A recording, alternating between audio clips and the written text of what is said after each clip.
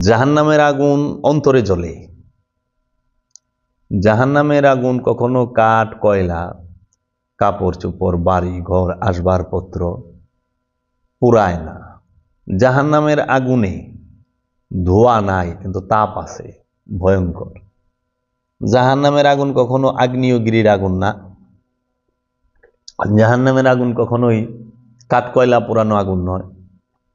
জাহান্নামের আগুন কখনোই এই জাগতিক কোনো বস্তুর আগুন না, গ্যাসের আগুন না, তেলের আগুন না, কয়লার আগুন না।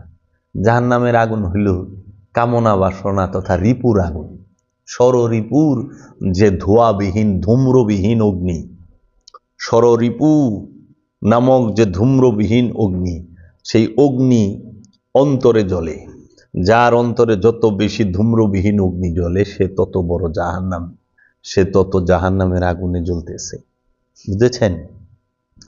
এখন জাহান্নামের আগুন জ্বলা শুরু হয়, মানুষ জাহান্নামে ঢোকা শুরু করে হইল প্রাপ্ত বয়স হইলে।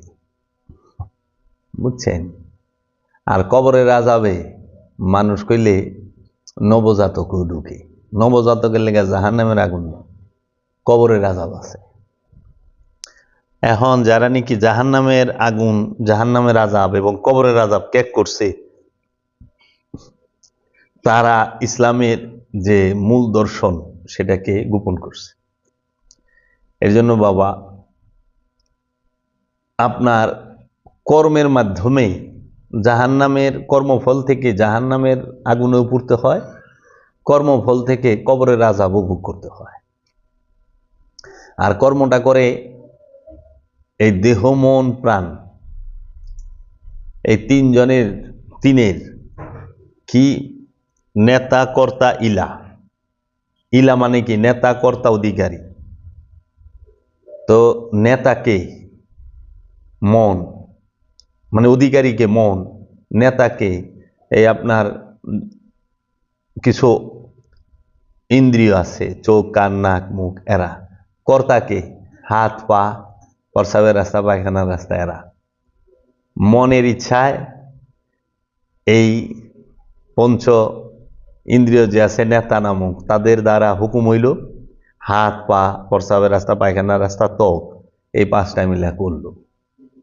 হয়ে গেল জুলুম, অত্যাচার, জিনা, ব্যভিচার, সুদ, সব এনে। তো এর জন্য এখন এর ভিতরে কবরের আযাবের কর্ম কিছু আছে, আর জাহান্নামের আযাবের কর্ম কিছু আছে। তো এইটা দুই জনমে থাকে। এই জন্য বলছে, তোমরা পূর্বে যাহা পাঠাইয়াছিলে এবং এখন যাহা পাঠাইবা, তাই তোমাদের উপরে জমা থাকবে। পূর্বে কি আর এখন কি? পূর্বে মানে পূর্ব জনম, আর এখন এই জনম। এই দুই জনমে নিয়ে, এর জন্য তকদির নিয়ে মানুষ আসে, তকদির নিয়ে মানুষ যায়। কেউ খালি হাতে যায়ও না, কেউ খালি হাতে আসেও না। এটা দেহের হাত খালি থাকে, কিন্তু তার নফসের যে মানে শক্তি, সেটা কিন্তু খালি যায় না। কারণ কর্মফল লয়ে যেতেছে। তো সে একটা মানুষ মারা গেলে সে পোশাক আশাক, সোনা দানা কিছুই নিয়ে যায় না, কিন্তু কর্মফল নিয়ে যায়। আবার একটা মানুষ আসলে সেও কোনো পোশাক আশাক পরে আসে না, গহনাগাটি পরে আসে না, কিন্তু সে কর্মফল নিয়ে আসে, তকদির নিয়ে আসে, তকদির নিয়ে যায়।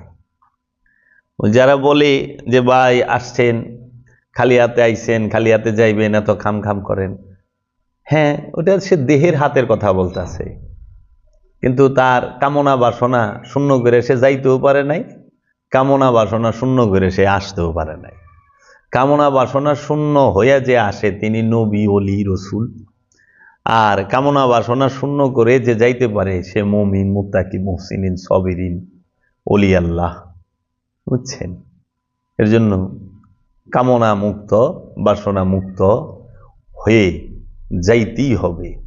ওই যে শেষ কোথায় বললেন, প্রশ্ন করলেন যে বাবা শেষ কোথায়?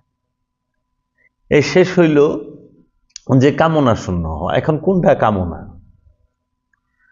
আর কোনটা ইবাদত, কোনটা প্রয়োজন? একটা হলো নিড, একটা হলো গ্রিড। নিড আপনার প্রয়োজন, গ্রিড আপনার ইচ্ছা, কামনা এটা পাপ, কর্ম ইবাদত। কর্ম কি আর কামনা? তাহলে কর্ম ছাড়বেন না কামনা ছাড়বেন? তো প্রতিটা মানুষের কামনা ছাড়তে হবে, কর্ম ছাড়া যাবে না। কর্ম ইবাদত, কামনা পাপ। সম্পদ অর্জন করা এটা ইবাদতের ক্ষেত্রে পড়ে, এবং সম্পদ অর্জন করা এটা প্রয়োজন, কিন্তু সম্পদ জমা করা হারাম। সম্পদ অর্জন করা হারাম না, সম্পদ জমা করা হারাম। সম্পদ খরচ করা হারাম না, সম্পদ জমা করা হারাম। ব্যয় করা হারাম না, অপব্যয় করা হারাম। ব্যয় করা যাবে, অপব্যয় করা যাবে না। সম্পদ অর্জন করা যাবে, সম্পদ জমা করা যাবে না। তাহলে এদিকে হলো কামনা পাপ, কর্ম ইবাদত, এদিকে সম্পদ অর্জন করা ইবাদত, সম্পদ জমা করা হারাম, নিষেধ। তোমরা সম্পদ জমা করিও না। হ্যাঁ, তারপরে জ্ঞান অর্জন করা ইবাদত, ফরজ। আর অজ্ঞানতাই কুফরি। ইসলাম নূর আর অস্বীকার হইল কুফর। এখন আল ইসলাম নূরুন ওয়াল কুফরে যুলুমাত। অন্ধকার, কুফরি হইল অন্ধকার, আর ইসলাম আত্মসমর্পণই হইল আলো, জ্যোতি, নূর। হ্যাঁ, এখন আপনি সম্পদ জমা করবেন না, সম্পদ অর্জন করবেন। আপনি কামনা করবেন না, কর্ম করবেন। এখন মানুষ আমাদের কথা বুঝে না অনেক সময়। অনেক মানুষ, সবাই না, কিছু মানুষ তারা মনে করে উনি তো কইছে যে কর্ম। এখন আপনি সাধনা যে করবেন, আপনি কি ত্যাগ করবেন? আপনি কি সংসার ত্যাগ করবেন না আমিত্ব ত্যাগ করবেন? আর আপনি কি বউ পোলাপান ফালাই থিয়ে যাবেন গা সাধনা করতে, মুরাকাবা মুশাহিদা করতে? হ্যাঁ, সংসার ছাইড়ে দিবেন না শয়তান রে ছাড়বেন? মানে মানুষ গৃহ ত্যাগ করে, আমিত্ব ত্যাগ করে না। গৃহ ত্যাগ করা তো বৈরাগী না। গৃহ ত্যাগ করলেই সে বৈরাগী হয় না, আমিত্ব ত্যাগ করলে বৈরাগী হয়। বুঝছে? আমিত্ব ত্যাগ করতে হইব। গৃহ ত্যাগ করা যাইব না। বুঝছেন? এর জন্য মানুষ, এখানে তিনটা জিনিস কইলাম। কি বললাম? এক, আপনি কি কর্ম ইবাদত, কামনা পাপ। কর্ম কখনোই পাপ নয়। কর্মের মধ্যে যখন কামনা যুক্ত হয় তখন কর্ম কুলুষিত হয়, আর যেই মুহূর্তে কর্ম কুলুষিত হয় সেই মুহূর্তেই পাপ হবে। এর জন্য আপনি কর্ম ছাইরেন না, আপনি কামনা ছাড়েন। কর্ম ইবাদত, কামনা পাপ। দ্বিতীয়ত বললাম হইল যে আপনি ঘর সংসার ছাড়বেন না আমিত্ব ছাড়বেন। আপনি ছাড়বেন বৈরাগ্য কাকে বলে, সাধনা কাকে বলে। আপনি ঘর সংসার ত্যাগ করবেন না, আপনি ত্যাগ করবেন খান্নাস রূপী শয়তানকে, নফস থেকে। কামনাকে ত্যাগ করবেন, আমিত্বকে ত্যাগ করবেন। নফসকে কুরবানি করবেন না, আমিত্বকে কুরবানি করবেন। অনেকে বলেন নফসকে কতল করো। নফসকে কতল করান যাব না, কতল করতে হইব আমিত্বকে। আল্লাহর নামে, ফি সাবিলিল্লাহ আমওয়াত, আল্লাহর রাস্তায়, আল্লাহর জন্য নিজের আমিত্বকে কুরবানি করতে হবে। এর জন্য আপনি কি করবেন? যে গৃহ ত্যাগ করলেই বৈরাগী হওয়া যায় না, আমিত্ব ত্যাগ করলে বৈরাগী হয়। বউ পোলাপান ফালাই থুইয়া গেলে গাই ফকির হয় না, খান্নাস রূপে শয়তানকে ফালাই দিতে পারলে ফকির হয়, অলি হয়।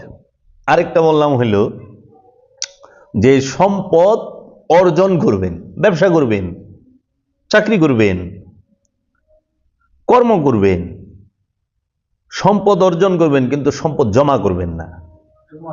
রেজেক মিন রব্বানা, এমন সম্পদ কুক্ষিগত করা, ধরে রাখা, আটকায় রাখা নিজের মধ্যে। এখন সম্পদ কাকে বলে সেটা বলতে হবে। এখন মানুষের দৈনন্দিন নিত্য প্রয়োজনীয় যে সকল বস্তু আছে সব কিছুকেই সম্পদ হিসেবে গণ্য করা হয়। যেরকম সম্পদ কি চাল, সম্পদ কি ডাল, তেল, নুন, সম্পদ কি পোশাক, সম্পদ কি জমি জমা, জমি জিরাত, এগুলো। টাকা কিন্তু সম্পদ না। টাকা হইল সম্পদ আদান প্রদানের মাধ্যম। সম্পদ আদান প্রদানের মাধ্যম হইল অর্থ, মুদ্রা, টাকা। এখন মনে করেন আকালের বাজার, আপনি যদি আকালের বাজারে এক বস্তা টাকা নিয়ে যান যে আমার এক বস্তা চাউল দাও, পাবেন? পাবেন, কারণ আকাল। টাকা খাইলে পেট ভরবো? টাকা খাওয়ান যায়? কয়েন সবাই খাই পারবেন না। ভাত তরকারি খাওয়ান যায়, আলু সিদ্ধ করে খাওয়ান যায়, ধান চাউল সিদ্ধ করে খাওয়া যায়। এর জন্য সম্পদ টাকা না, সম্পদ হইল টাকা হইল সম্পদ আদান প্রদানের মাধ্যম। এর জন্য আপনি যদি ধান চাউল মজুদ করে রাখেন, গম মজুদ করে রাখেন, তেল মজুদ করে রাখেন, তাহলে তো সমাজে কৃত্রিম অভাব তৈরি হবে। আরেকজন না খায় থাকবো, দাম বাইরে যাইব।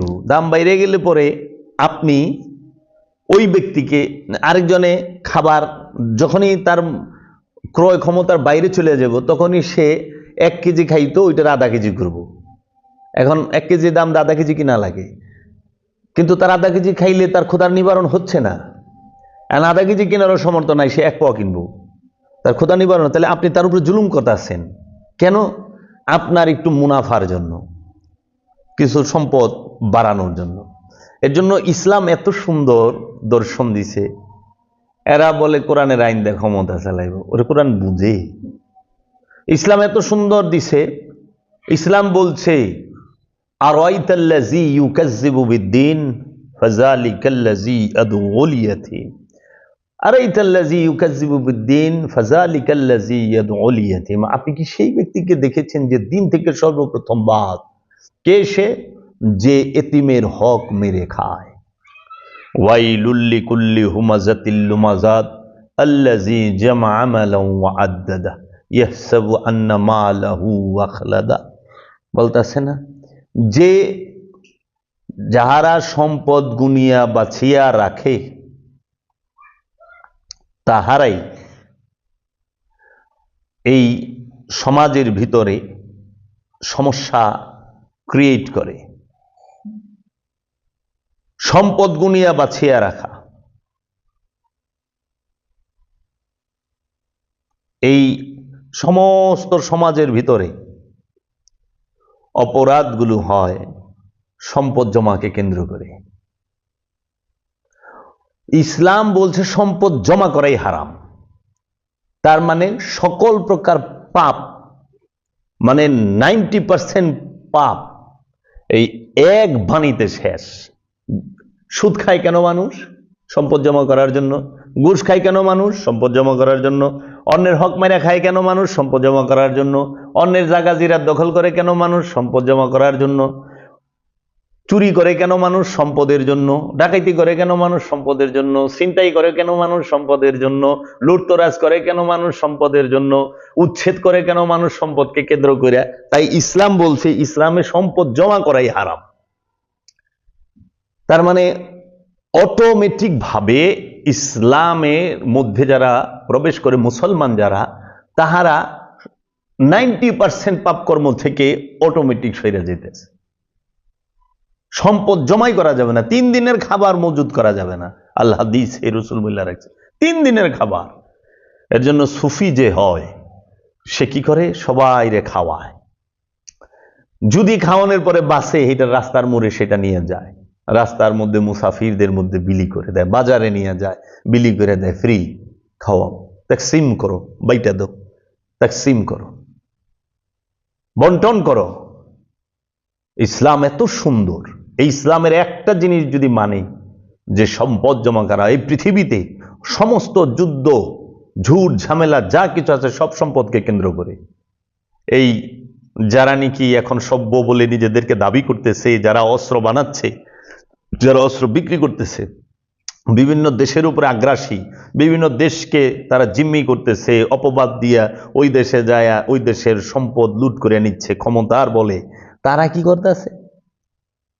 মূল তাদের কনসেপ্ট সম্পদ জমা করা,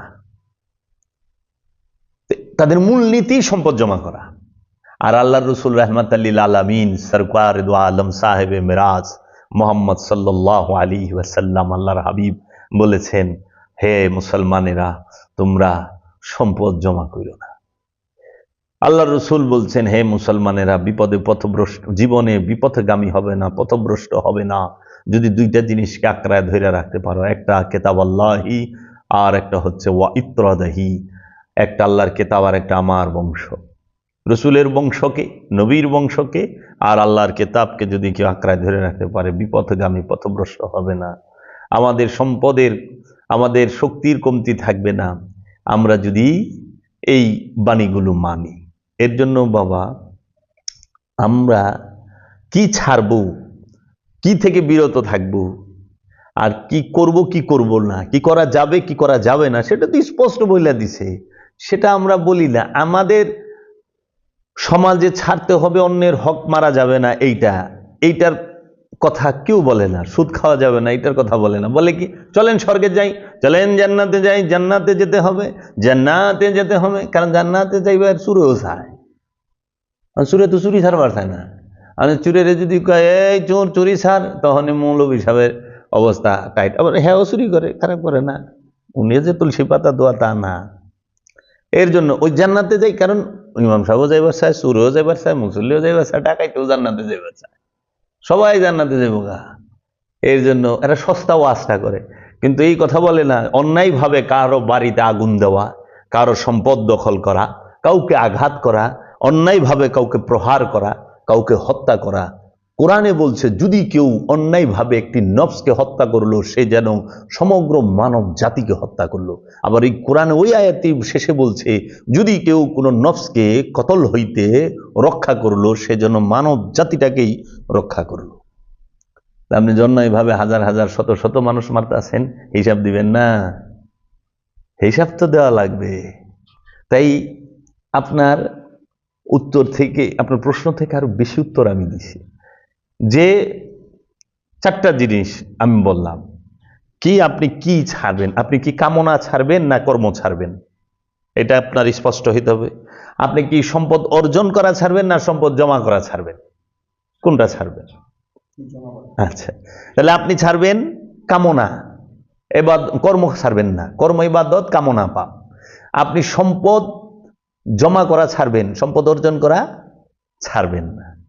হ্যাঁ, এবং আপনি কোন বিষয়টা কে মেনে নিতে হবে, কোনটাকে আপনি কোনো ক্রমে প্রশ্রয় দিবেন। সেটা কবরের আযাব মাইনা নেই, কিন্তু জাহান্নামে এক মুহূর্ত থাকতে আমি রাজি নই, আপনিও হবেন না। মানে দাঁতের মারিতে ব্যথা, ছোটখাটো কবরের আযাব। হাঁটু গিরায় গুড়ায় ব্যথা আছে না, তলপেট ব্যথা করে না, এটা মাইনে নেই, কিন্তু মনে হতাশা, মনে অশান্তি, মনের মধ্যে কামনা, মনের মধ্যে বাসনা, মনের মধ্যে লোভ, হিংসা। লোভ, আমি যদি লোভ করি, আপনি যদি লোভ করেন আরেকজনের ক্ষতি হবে, কিন্তু আপনার দাঁতের ব্যথা হলে আরেকজনের ক্ষতি হবে না, হবে না। দাঁতের ব্যথা কবরের আযাব, লোভ হলো জাহান্নাম, আর লোভ যে করে সে জাহান্নামী। আপনার যদি হাঁটুতে ব্যথা থাকে, অন্যের ক্ষতি হবে, আপনার কষ্ট হবে, এটা হলো কবরের আযাব। আর আপনি যদি অহংকার করেন, আপনার অহংকারের কারণে আরেকজনের ধ্বংস হয়ে যাবে। কারণ আপনি অহংকার করেছেন, তার সামনে অহংকারের ঠেলায় তার মায়ের দৈর কইরা, জবরদখল কইরা, ক্ষমতা দেখায় অস্থির। এর জন্য জাহান্নামের রূপ যেদিন আপনি প্রকাশ করবেন সেই দিন তো আরেকজন ধ্বংস হয়ে যাবে। এর জন্য আপনি এখন মনে করেন আপনার মানুষের পাইলস থাকে না, এটা কবরের আযাব। এন্ড পাইলসের কষ্টটা যার হয়েছে সে বুক করতেছে, কিন্তু ওই লোক যদি সে কামে ভুগে তো সে তো যেখানে যে ওই জায়গায় কামনা করব, সে বিচ্ছেদ ঘটায় দিব, সংসার ভাঙব। আপনি কি এই দেহে বিষ ব্যথা লইয়া মেরাজে যাইতে পারবেন? কিন্তু লোভ হিংসা নিয়ে মেরাজে যাইতে পারবেন না? আপনি পায়খানার রাস্তায় পাইলস আছে, কুটকুট করে কামড়াইতেছে, এইটা কবরের আযাব, কিন্তু আপনার মনে হিংসা, এই হিংসার কারণে আপনি অন্যের ধ্বংস করে ফেলাইছেন, আরেকজনের জীবন সংসার নাশ করে ফেলাইছেন হিংসার কারণে। তাই হিংসাটা হলো জাহান্নাম, আর ওই পাইলসটা হলো কবরের আযাব। বুঝতেই, চোখে ছানি পড়ে গেছে, চোখে কম দেখেন, এটা আপনার সমস্যা। কিন্তু চোখের নজর বড়া কামনা যারেই দেখে আপনার বুকের কাপড় কু ঢাকা ইউনিভার্সিটি তুলল না, এই বুকের কাপড় কোথায়, এই বুকের উপরে কাপড় দেন নাই, আপনার ই কোথায়? তো অন্যজরে দৃষ্টি কামের দৃষ্টি, ওইটি জাহান্নাম। এই জাহান্নাম ওর ঘরের ভিতরেও জাহান্নাম, ওর বউর উপরেও জাহান্নাম হয়ে রয়েছে গা, ওর বোনের উপরে জাহান্নাম হয়ে গেছে, ওর মার উপরেও জাহান্নাম হয়ে গেছে, ওর শালির উপরেও জাহান্নাম হয়ে গেছে, ওর দাদির উপরেও জাহান্নাম হয়ে গেছে। জাহান্নাম শান্তি দিব না কেউ রে। এর জন্য এই বিষয়গুলোকে লোভ, হিংসা, অহংকার, কামনা, বাসনা, মোহ, মদ, মাৎসর্য, এইগুলা হইল জাহান্নাম। আর বিভিন্ন দৈহিক রোগ, ডায়াবেটিস, জ্বর, হাঁপানি, পাইলস, লিভারের সমস্যা, কিডনির সমস্যা, হার্টের সমস্যা, এটা হলো কবরের আযাব। এখন আপনি হতাশা হওয়ার কোনো কারণে আপনি এখন নির্ণয় করেন আপনি কি জাহান্নামে আছেন না কবরের আযাবে ভুগতাছেন। ওই যে কবরের আযাব, কিন্তু জাহান্নামে তো নাই। যদি হতাশায় থাকেন, সবসময় ডিপ্রেশনে থাকেন, সবসময় চিন্তায় থাকেন, হতাশা, সবসময় লোভী হয়ে থাকেন, সবসময় কামুক হয়ে থাকেন, 24 ঘন্টা আপনি হিংসুক, 24 ঘন্টা আপনি রাগী, 24 ঘন্টা আপনি জমা করার নিয়তে বই রয়েছেন, মনে রেখেন জাহান্নামে যাইবেন না, আস্তা জাহান্নাম হইয়া বই রয়েছেন। আপনি আপনি নিজে জাহান্নাম এবং নিজেই জাহান্নাম। এই জাহান্নাম যেখানে ডুববো ওই জায়গায় আগুন ধরে যাব। আর এটা এমন এক আগুন, পুড়বো কিন্তু মরবো না। লাকড়ির আগুনে পুড়লে ছাই হয়, জাহান্নামের আগুনে পুড়লে কেউ ছাই হয় না। এর লেগে দেখেন না আমার কাছে যে রূপক কথাগুলো বলে যে জাহান্নামের ভেতরে হাতুড় দিয়ে মাথায় পিটাবে, মগজগুলো ছিন্ন ভিন্ন হবে, আবার এক হবে। এটা হলো রূপকতা বোঝায় যে জাহান্নামের আগুন কখনোই কয়লার আগুন, কয়লার আগুনে পুড়ে ছাই হয়ে যায়, আর রিপুর আগুনে পুড়ে মরে না, ছাই হওয়ার সিস্টেম নাই, দুকতুকায় জ্বলবো। এর জন্য বাবা আপনার হতাশা শেষ হয় না। কেন হতাশা শেষ হয় না? হতাশা শেষ এর জন্য হয় না, আপনি নির্ণয় করতে পারতেছেন না, বুঝতেছেন না যে আসল বিষয় কোনটা। আমি অনেকে বলে যে বাবা আমি তো বউ পোলাপান ছাইরে আয়া পারতাছি না, সংসারে বন্ধনে আমি এখন কি করি, আমার তো আটকে গেছে। বাবা তোমার বউ পোলাপান ছাড়তে কইছে কি? কোন নবী বউ পোলাপান ছাড়ছে? আত্মীয় স্বজন তো কোনো নবী রসুল অলি আল্লাহরা ছাড়ে নাই। বউ পোলাপান ছয় সংসার কোনো নবী রসুল অলি আল্লাহরা ছাড়ে নাই।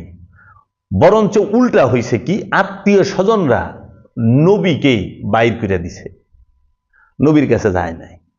আত্মীয় স্বজনরা রসুলকে তাদের পরিবার থেকে, তাদের বংশ থেকে বাইর করে দিছে, রসুলের কাছে আত্মীয় স্বজনরা যায় নাই। অনেক সময় দেখা যায় স্ত্রী সন্তান তাহারাও নবী রসুল অলি আল্লাহদের থেকে দূরে সরে যায়, তারা সরে যায়। আত্মীয় স্বজন, স্ত্রী পুত্র, পয় পরিবার, গ্রামবাসী, সমাজ, তাহারা অলি আল্লাহ থেকে সরে যায়, নবী রসুল থেকে সরে গেছে। কিন্তু নবী রসুল অলি আল্লাহরা কখনোই তাদের থেকে সরে না। অলি আল্লাহ নবী রসুলরা কি করে? ধৈর্য ধরে, চুপ থাকে, নীরব থাকে, যে এক সময় আবার রিটার্ন আসবে। এত ঘর থেকে বাইরে এসে বাবা বন্ধন আত্মীয়তার সম্পর্কের থেকে তো বাইরে নেই, তার তার পয় পরিবার অস্বীকার করে নাই, করছে।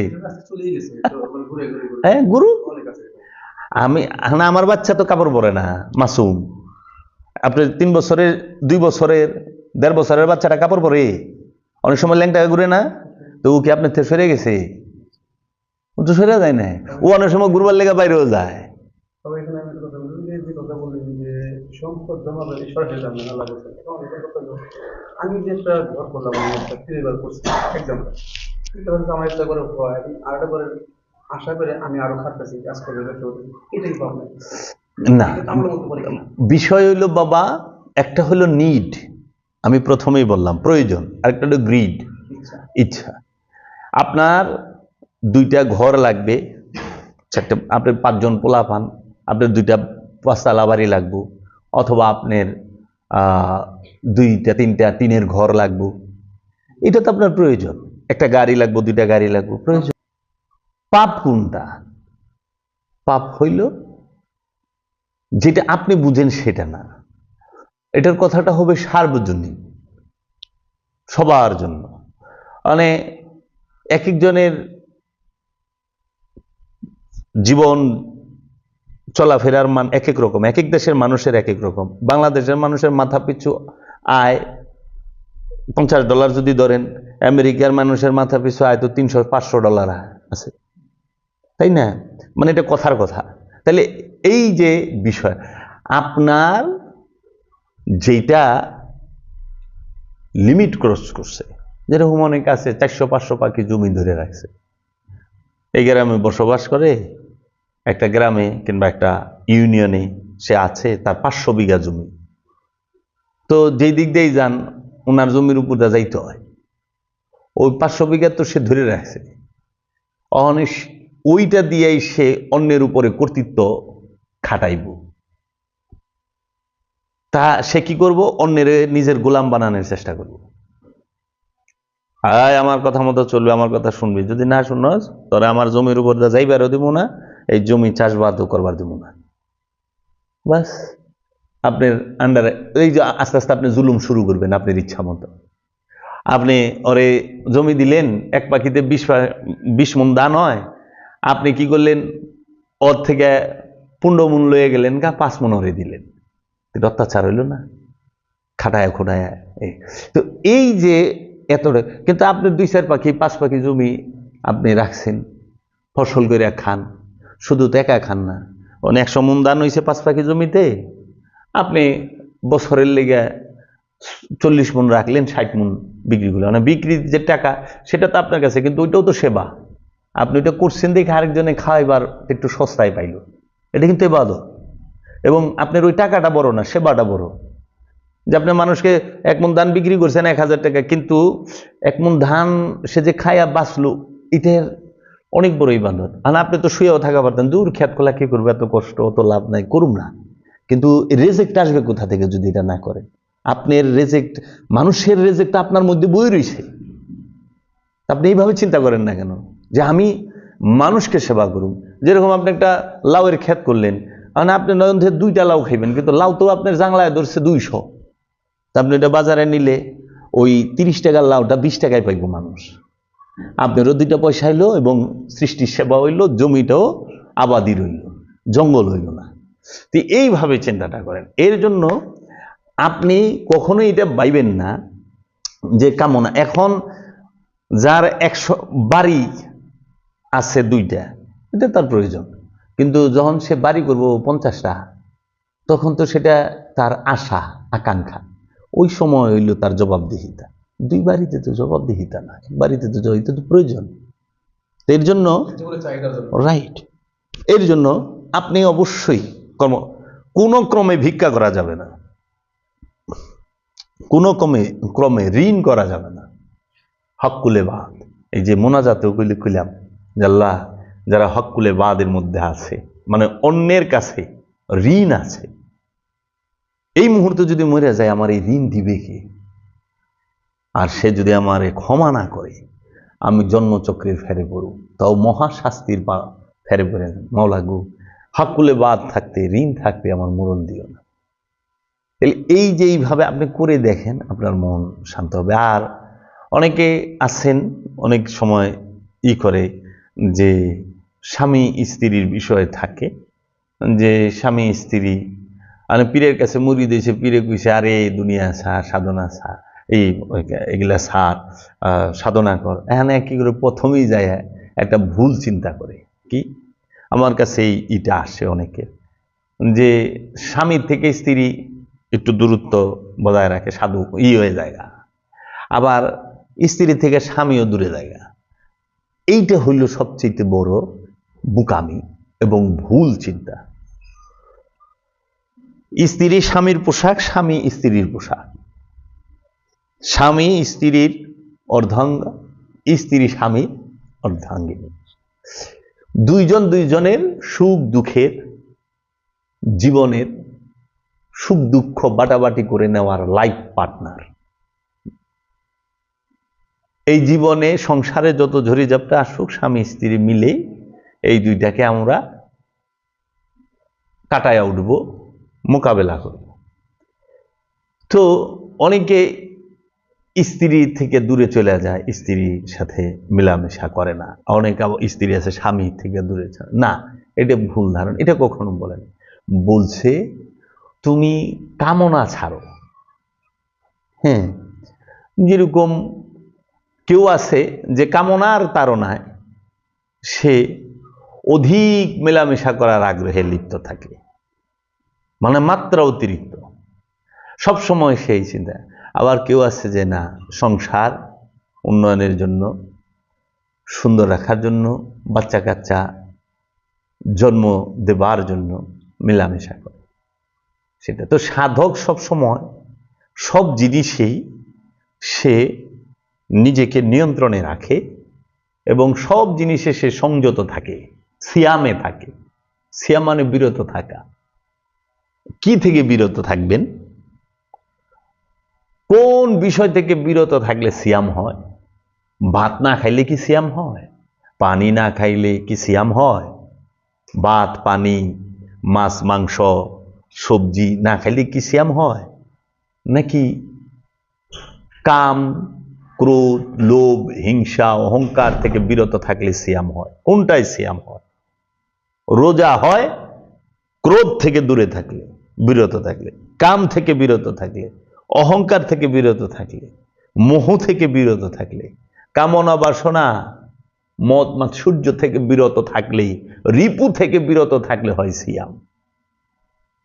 আর যদি খাবার থেকে, হালাল খাবার থেকে, হারাম যে মানে যেগুলো কোরআন নিষেধ করেছে সেগুলো থেকে বিরত থাকার নাম সিয়াম। আর যেগুলো হালাল করছে, পবিত্র বস্তু, সেগুলো থেকে বিরত থাকলে এটা আপনার দৈহিক, শারীরিক, মানসিক কষ্ট ছাড়া অন্য কিছু হবে না। এখন আপনি পানি খান না, আপনার কিডনির সমস্যা হইতে পারে, দৈহিক যে কোনো সমস্যা হইতে পারে। আপনি খাবার খান নাই, প্রেশার লয়ে যাব, সুগার লয়ে যাব, বিভিন্ন সমস্যা থাকবো।